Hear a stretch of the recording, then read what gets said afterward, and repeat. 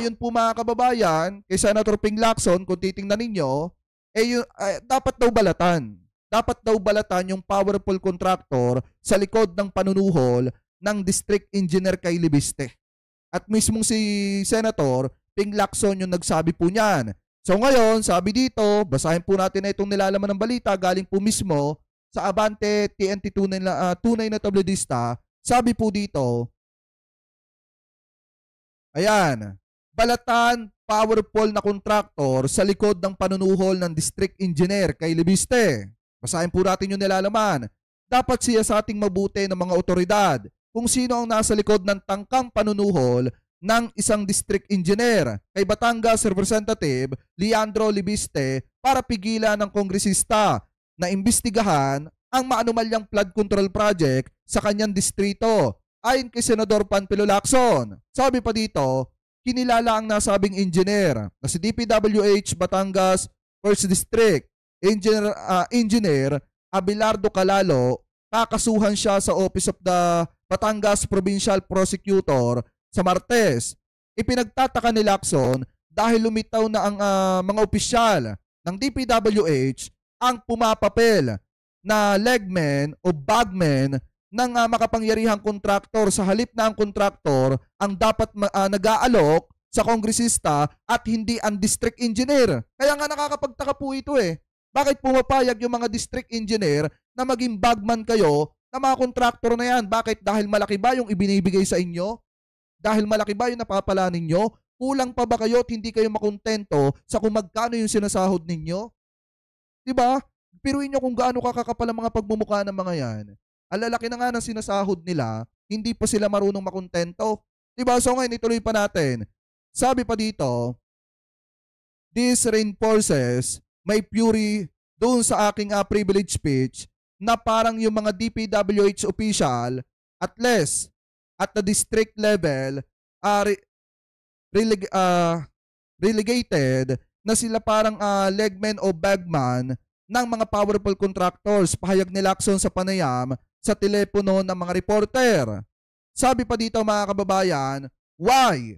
Bakit yung district engineer na si Calalo ang mag-o-offer ng bribe kay Libiste? Hindi ba dapat normally yung contractor ang mag-offer? But you know, hindi naman natin na alam. Kaya dapat yung kaso should really dig deep in what's behind itong attempt nitong si Calalo to bribe Congressman Libiste. So ngayon, kung titingnan nyo mga kababayan, dapat, kung tutuusin yung kontratista na nasa likod ng district engineer, ang dapat nga naman nag-aalok ng panunuhol dito po kay Congressman Libiste. Kaso nga lang ang problema, yung mga district engineer, nagpapagamit sila at sila yung ginagamit mismo mga kababayan para maging bagman o utusan na manuhol sa isang kongresista. Para nga naman, kung magkaroon ng entrapment or mag-interrupt dun sa isang tao, mga kababayan, na magtatangka manuhol sa isang congressman, hindi nga naman tatamaan etong si contractor. So dapat pigain yan district engineer na yan kung sino yung nasa sa likod po niya. Ano po, dahil nga, aminin man natin o hindi mga kababayan, napakalaki ng nakurap nitong contractor na ito. Dahil sa mga palpak na flood control project na ginawa po niya.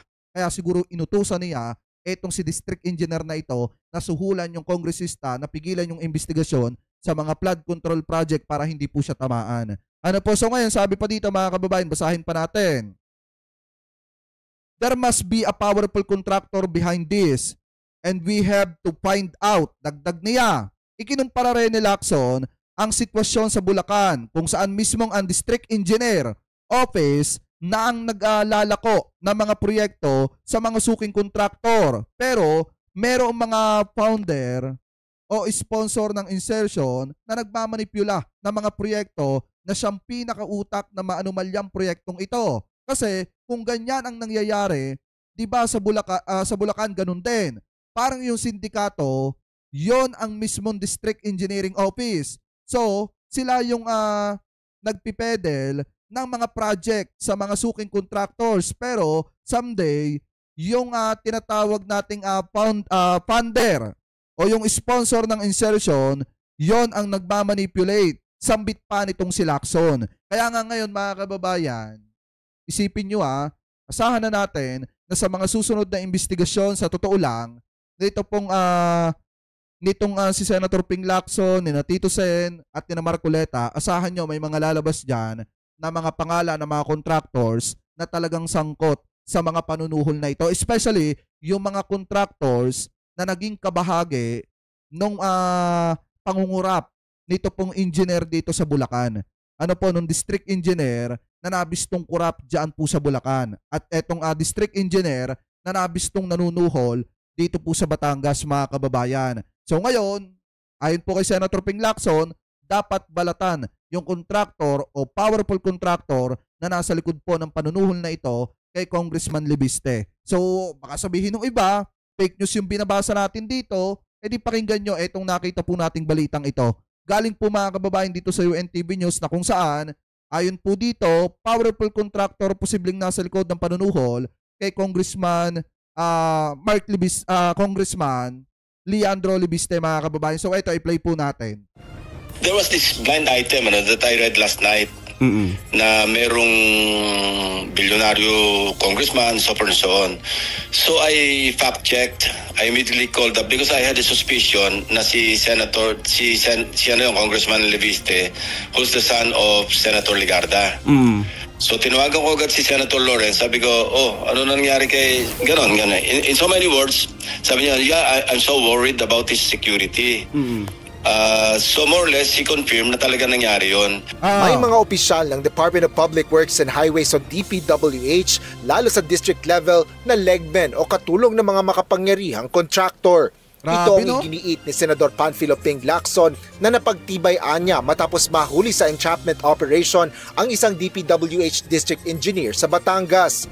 Kaugnay ito ng umano'y panunuhol kay Batangas 1st District Representative Leandro Legada Leviste ng 360 million pesos na kickback mula sa infrastructure project sa distrito. Ayon kay Senador Lacson, karaniwang nag-aalok umano ng suhol sa mga politiko ang mga contractor at hindi district engineers o DE na taliwas sa nangyaring panunuhol kay Congressman Leviste. Kaya sa investigasyon, dapat anyang laliman kung ano at sino ang nasa likod ng panunuhol. Yeah, weird talaga. Dapat ang nag-offer kay Congressman Libiste, contractor, hindi DE. So lumalabas, ang bagman at saka yung legman, yung DE. So kung bagman siya or legman siya, somebody more powerful must be behind this whole scheme. Kasi malaki yun 3.6 billion lahat-lahat yung sinasabi doon, approved for 2020, under 2025 GAA, approved na yung mga projects na yun, worth 3.6 billion. Ayon kay Senador Ping Lacson, ang pagtatanggal ng mga tauhan ng DPWH ay isa lamang simpleng solusyon. Kaya inirekomenda nito na gawing surgical o masinsinan ang reforma sa ahensya at hindi tapal-tapal o band-aid solution lamang. Maganda din anya ang suhestyon ni Senate Committee on Finance Chairperson Sherwin Gatchalian na wag munang maglaan para sa flood control projects sa 2026 national budget. Kung puro tayo may bagyo at kailangang i-repair yung mga ibang flood control projects, wala tayong budget, paano? Kailangang pag-aralan mabuti. Ang kailangan dito is back to the drawing board, yung DPWH, magsagawa ng yung talagang master plan, integrated, hindi yung patsi-patsi. Samantala, pinirmahan na rin ni Senate President Francis Cheese Escudero ang mga supina para sa 10 contractors na nakakuha ng malalaking flood control projects sa gobyerno, partikular ito sa mga hindi dumalo sa nakaraang pagdinig ng Senate Blue Ribbon Committee, kabilang ang napangalanan ditong kontratista na Wawaw Builders. Target ng komite na isagawa ang susunod na pagdinig kaugnay ng issue sa September 1. At saka dapat sa September 1, mga kababayan, ipatawag din yung mga senator at congressman na sangkot. Kung pwede nga lang gawin yan, dapat ipatawag din sila 'Di ba? Yung mga senator na pinupondohan na mga kontraktor para manalo sa mga eleksyon, mga kababayan. And then yung mga congressman naman na kontraktor, dapat ipatawag din yung mga yan. Kung pwede lang sana yon, di mas maganda yung investigasyon dito po sa mga flood control project na ito. Hanggat hindi po na ipapatawag yung mismong mga ulo, puno na mga anomalyang nangyayari dito po sa ating gobyerno, wala pong mangyayari dyan. Maniwala man kayo or hindi, wala pong mangyayari dyan. Ano po ngayon, ituloy pa natin. Asher Cadapan Jr., UNTV News and Rescue. Diyos ang aming sandigan, serbisyo publiko ang aming pinahalagahan. O so yan, maliwanag mga kababayan ha, na ayon po kay Senador Panfilo Lacson, tingin niya din dito, katulad nung naging tingin natin nung una, na hindi tayo naniniwala mga kababayan na yung district engineer mismo yung kusang manunuhol dito po kay Congressman Leandro Libiste. Ngayon, ang tingin ko dyan mga kababayan, kahit ako at saka ni Senator Ping Lacson, meron pong nasa sa likod niyan na mga kongresista, mga kontraktor na talagang nag-utos dito sa district engineer na ito na manuhol mga kababayan dito po kay Congressman Leandro Libiste. So ngayon, ang dapat malaman dyan kung sino yung kontraktor na nasa sa likod po ng district engineer na yan para na sa ganun maturuan ng leksyon kasi baka kaya nanunuhol maraming nakurap at palpak yung mga proyekto na nagawa sa distrito ni Congressman Leandro Libiste.